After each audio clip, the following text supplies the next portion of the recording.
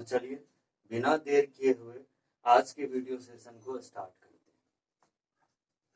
देखिए, जैसा कि चैप्टर से आपको ज्ञात है कि क्वेश्चन बेस्ड ऑन ट्रेन्स की बात करने जा रहे हैं, यानी कि इसमें ट्रेन पर आधारित प्रश्न पर बात होगी, उसके शॉर्टकट ट्रिक्स की बात होगी और उसको किस तरह से आसानी से हम लोग सॉल्व करते हैं वो समझ में आएगा। तो चलिए स्टार्ट करते हैं।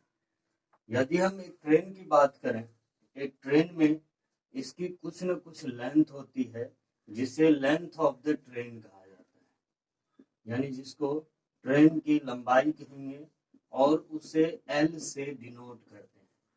और इसकी कुछ न कुछ चाल होती है जिसे स्पीड यानी कि हिंदी में चाल या गति कहेंगे और इसको एस से डिनोट किया जाता है।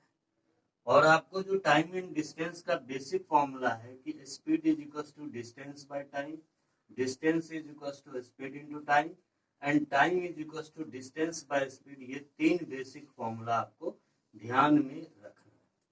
उसके बाद इसमें एक यूनिट कन्वर्जन भी ज्यादा यूज होता है कि जिसमें किलोमीटर पर आवर अगर स्पीड दिया गया है तो उसको अगर मीटर पर सेकेंड में चेंज करना हो तो 5/18 से मल्टीप्लाई करते हैं, या मीटर पर सेकेंड है उसको अगर किलोमीटर पर आवर में चेंज करना हो तो 18/5 से मल्टीप्लाई, यानी कि किलोमीटर पर आवर को मीटर पर सेकेंड में चेंज करने के लिए 5/18 से मल्टीप्लाई करेंगे, जबकि मीटर पर सेकेंड को किलोमीटर पर आवर में चेंज करने के लिए 18/5 से मल्टीप्लाई किया जाता है। अब चलिए बिना देर किए हुए इसके क्वेश्चंस पर आते हैं और एक एक क्वेश्चन को देखेंगे और उसके ट्रिक को समझने की कोशिश करेंगे कि किस तरह से हम आसानी से क्वेश्चन को सॉल्व करेंगे, उसका शॉर्टकट मेथड क्या है। चलिए, इसमें अगर मैं सबसे पहले क्वेश्चन की बात करूं तो सबसे पहला क्वेश्चन होता है एक ट्रेन की लंबाई L और चाल S है। वह पटरी के बगल में खड़े एक आदमी या खंबे या सिग्नल पोस्ट को कितने समय में पार करेगी, चलिए इसको समझते हैं। ये ट्रेन है, इसकी लेंथ L दी गई है और इसकी स्पीड S दी गई है और ये एक ऐसे चीज को पार कर रही है, यानी पेड़, आदमी, खंबे या सिग्नल पोस्ट को पार कर रही है जिसकी लंबाई एज कंपेयर टू ट्रेन की लंबाई नेग्लिजिबल है। इसीलिए आप कहोगे इस खंबे को अगर ट्रेन पार करेगी तो जब तक ये अपनी लंबाई पार नहीं कर लेगी तब तक हम इसको पार किया हुआ नहीं मान सकते हैं। यानी कि इसको पार करने के लिए जो डिस्टेंस तय करना पड़ा इस ट्रेन को, वो है इस ट्रेन की लेंथ के बराबर की लंबाई। यानी कि आप कह सकते हो कि इस टाइम में distance travelled by the train is equal to length of the train and speed जो है वो ऐसे, इसीलिए पार करने में लगा समय यानी time is equal to distance by speed, यानी डिस्टेंस L है और चाल ऐसे, इसीलिए L/S होगा।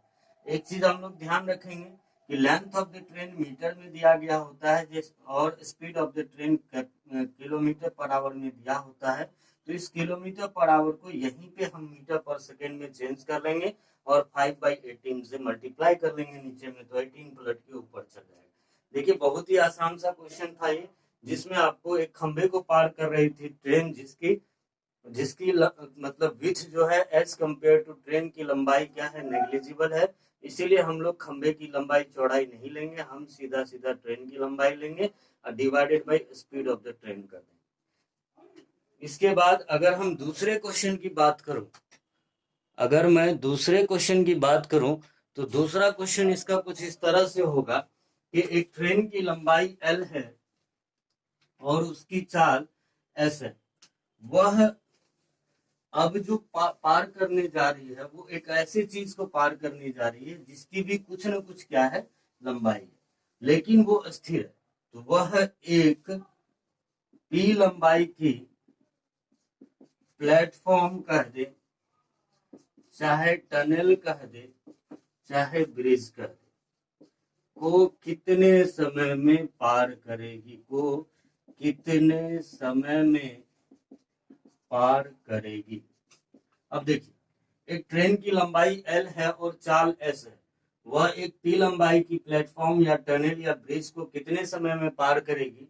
अब अगर इसको समझना हो तो इसके लिए हम लोग क्या करेंगे कि ट्रेन है, जैसे मान लीजिए इसकी लेंथ L है और इसकी स्पीड S है। अब एक प्लेटफॉर्म को ये पार करने जा रही है जिसकी लंबाई P।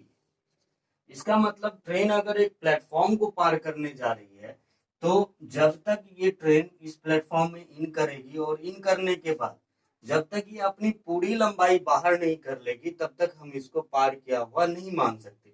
यानी कि इस ट्रेन को इस प्लेटफॉर्म को पार करने के लिए प्लेटफॉर्म की लंबाई और साथ में अपनी लंबाई के बराबर की दूरी को तय करना पड़ेगा। यानी कि इस सिचुएशन में जो डिस्टेंस ट्रेवल्ड होगा दैट इज प्लेटफॉर्म की लंबाई plus length of the train, और इसके बाद जो चाल है इसकी वो S है।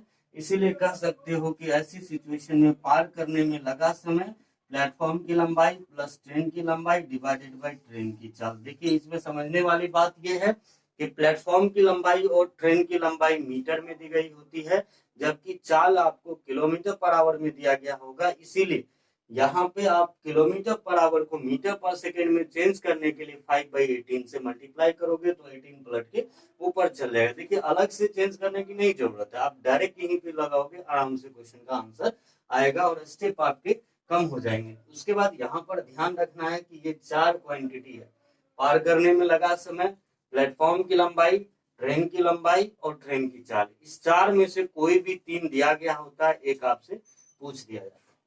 चलिए अब अगले क्वेश्चंस की बात करते हैं। अगला टाइप को समझते हैं कि अगले टाइप की क्वेश्चंस किस तरह के होंगे। जैसा कि अभी हमने 2 क्वेश्चंस के ट्रिक को देखा, अब तीसरा जो टाइप होता है वो पहला और दूसरा टाइप को मिक्स करके बना दिया जाता है।